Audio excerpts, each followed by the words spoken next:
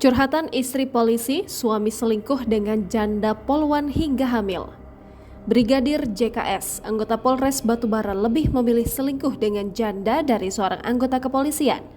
Sejak tahun 2019 silam, Brigadir JKS sudah main gila dengan janda polisi yang ternyata mantan pacarnya ketika duduk di bangku SMA.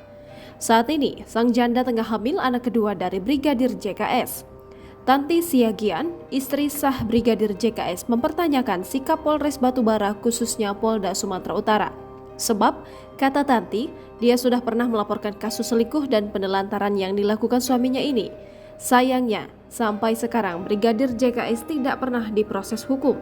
Padahal, kata Tanti Siagian, pada Desember 2021, Brigadir JKS kabarnya dijadikan DPO setelah dijatuhi sanksi PTDH atau pemecatan tidak dengan hormat. Namun SK PTDH terhadap Brigadir JKS tak kunjung diterbitkan, sehingga Brigadir JKS berbuat sesuka hatinya dan kini meninggalkan Tanti bersama anak-anaknya. Tanti mengatakan dia berharap Kapolda Sumatera Utara Irjen RZ Pancaputra Simanjuntak bisa segera memerintahkan Propam Polda Sumatera Utara untuk menindak Brigadir JKS.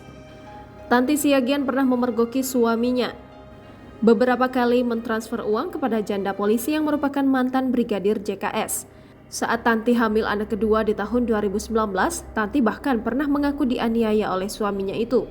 Karena tak tahan, tahun 2020, Tanti kemudian melaporkan suaminya itu ke Propam Polda Sumatera Utara. Desember 2021, terbitlah DPO terhadap Brigadir JKS. Bahkan kabarnya Brigadir JKS sudah di PTDH, tapi SK-nya tak kunjung diterima Tanti. Atas hal tersebut, Tanti hanya bermohon keadilan ditegakkan. Ia berharap Brigadir JKS bisa diproses hukum karena sudah selingkuh dan melakukan penelantaran. Jangan lupa subscribe, share, komen, dan like ya!